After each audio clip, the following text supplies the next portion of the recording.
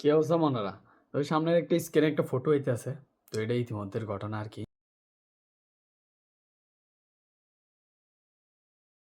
আমার কথা হচ্ছে যাই যার ভোট যে দিবে, যেখানে খুশি সেখানে দিবে। আমার কথা হচ্ছে আমি যেখানেই ভোট দেই। তোমরা এই দেশকে স্বাধীন সুস্থভাবে চালানোর উদ্দেশ্য নিছো, তাহলে আমার ইচ্ছা আমি যেখানে ভোট দিই, যারাই ভোট দিই। তো তুমি যদি আমার ভোটের জন্য যদি আমার এরকম অপমানি হইতে হইতো, এই তো আগের সরকারটা দেখেন নাই? ২০১৮ সালের ঘটনাটা? সেমই কাজ, একই জায়গায় কাজ। হয়তো এলাকা ভিন্ন, হ্যাঁ? কিন্তু কাজ একই। মানে ফেসবুক স্ক্রল মারলে এর ভোট দিছি কিল্লাই এই জন্য মারপিট হইতেছে, ঘর ভাঙি লিখতেছে, হ্যাঁ? মানে বাজার যেখানে পাইতেছে সেখানে মারপিট হইতেছে। আরে ভাই, তুমি সরকারের না আইতে তোমারও সেম অবস্থা যদি হয়ে যায়, মানে আমার মনে হইতেছে কি তা জানো নি? গন্তব্য সবার একটাই। আর রাস্তা হয়তো আলাদা আলাদা আরকি।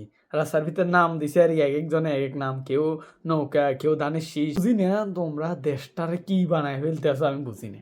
মাছে যেরকম মাছ তো অনেক তেরা-মেরা থানা, শিক ঢুকাইয়া যে সময় মরে না, কিন্তু সেই সময় শীত হয়ে যায়। বুঝছো নি? তোমরা এই চোখরণ ছাড়া হইতো না বাবু। উল্লালটা কাম করিয়ে রে আবার দৌড়ানি খায়েন না। সবাই সম্মান করবো আপনার করে। সম্মান করার মতো কাজগুলা করেন।